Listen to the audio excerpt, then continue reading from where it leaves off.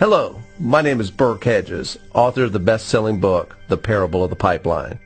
I open my book with a story about Pablo and Bruno, who take two very different paths in their quest for financial independence. What you're about to see is the delightful animated story of their adventure. So, sit back, relax, and enjoy the life-changing lessons in The Parable of the Pipeline.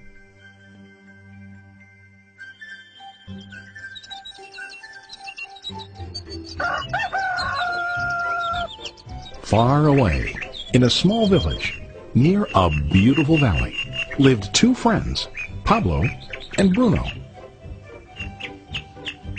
They were both young and dreamed of a better life for themselves. They'd often discussed their dreams about how they would become the most successful men in the village. They weren't afraid of hard work, and they searched for opportunities to help realize their goals and achieve their dreams. One day, an opportunity presented itself.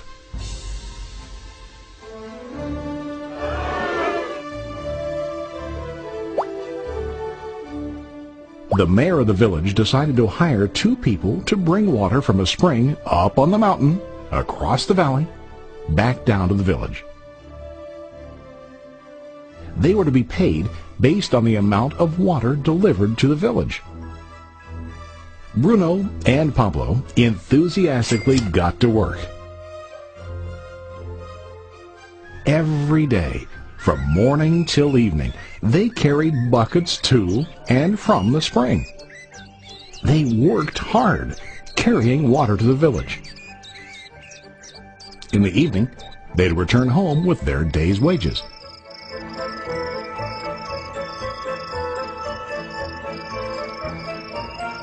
Bruno was satisfied with his work and the money he earned.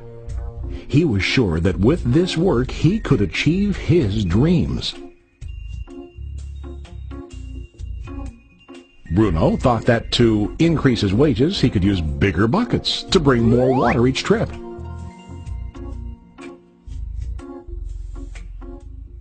He believed with a larger income he would soon be able to buy a cow and the house that he dreamed about.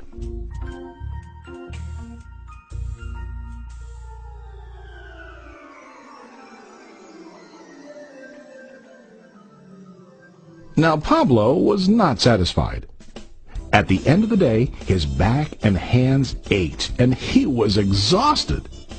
He was looking for an easier way to earn more. One day an idea occurred to Pablo. He imagined building a pipeline to deliver the water from the mountain spring to the village. With this pipeline, he could get more water to the village without carrying buckets back and forth from the spring to the village. Soon, he got very excited about his idea and began to plan. Pablo, of course, shared his idea with his friend Bruno and asked him to join with him to work on and help build the pipeline. Bruno thought the idea was crazy. All Bruno could think about was what his money could buy today and how to get it quicker.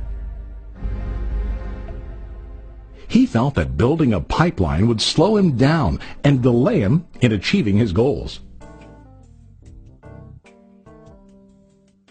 Instead, Bruno got bigger buckets and went more often back and forth fetching water.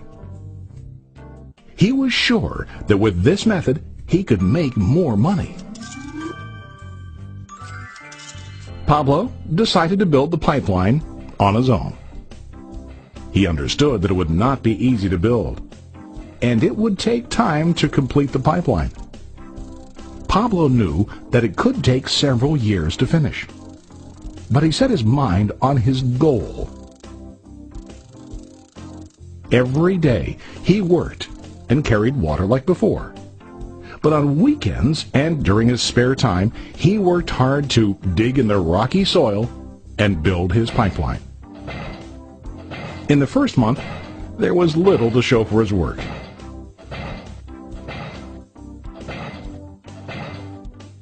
Bruno and the villagers laughed and teased him. They called him Pablo the Pipeline Man. During this time, Bruno's income doubled. He already bought a cow and a bigger house. His lifestyle changed. He now spent time after work in the bar, enjoying his hard-earned wages from delivering water.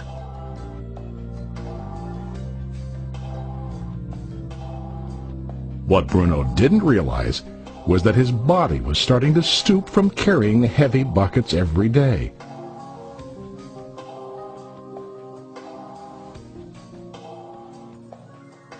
His face looked worn and his body tired. Soon, he began to carry less and less water due to the wear and tear on his body.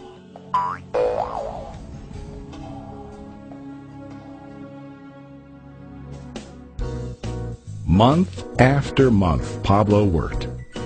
Soon a year passed, and then a second year. Finally, Pablo finished his pipeline. He now used his pipeline to deliver water to the village instead of carrying buckets. Pablo was now earning more money than ever before. The water continued flowing to the village, while Pablo wasn't working. While he slept and ate, the water flowed. Pablo was happy and proud of his insight, persistence, and hard work.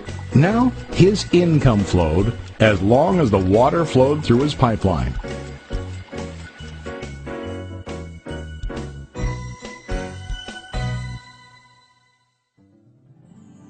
The story of Bruno and Pablo is a reflection of life. Their jobs symbolize what most people do to earn money. Bruno gets his money using buckets. He goes back and forth, carrying his buckets from the spring to the village in exchange for money. To increase his income, he either has to go more frequently to the spring or to use larger buckets. It's common in real life to increase our income by working harder. For example, working overtime or getting a second job. We also increase the size of our buckets by accepting a higher paying position, which often includes spending more time on the job. Most of us exchange time for money like Bruno.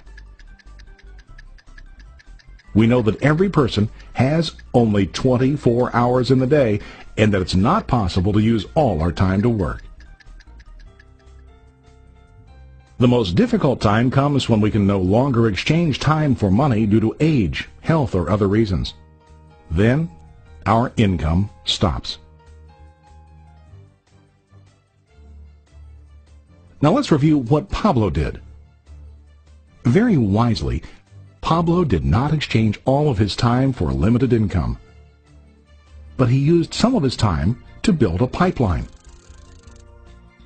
He knew that the pipeline would bring ongoing income as long as the water flowed.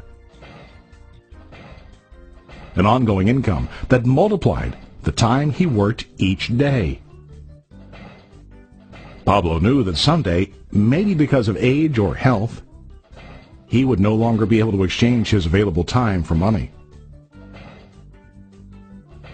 Pablo knew that if he could make his idea of a pipeline work, then he only has to do the hard work of building the pipeline. After the pipeline was completed, Pablo was able to monitor and maintain the flow of water to ensure that his income will continue. Pablo has shown us that to earn an income, we don't always have to directly exchange time for money. There really are better ways. How about you? Are you still like Bruno, who directly exchanges time for money? Or do you want to be like Pablo, building and maintaining a pipeline for ongoing income? If you are interested in the idea of building your own pipeline, contact the person who lent you this presentation. You can start building your pipeline today.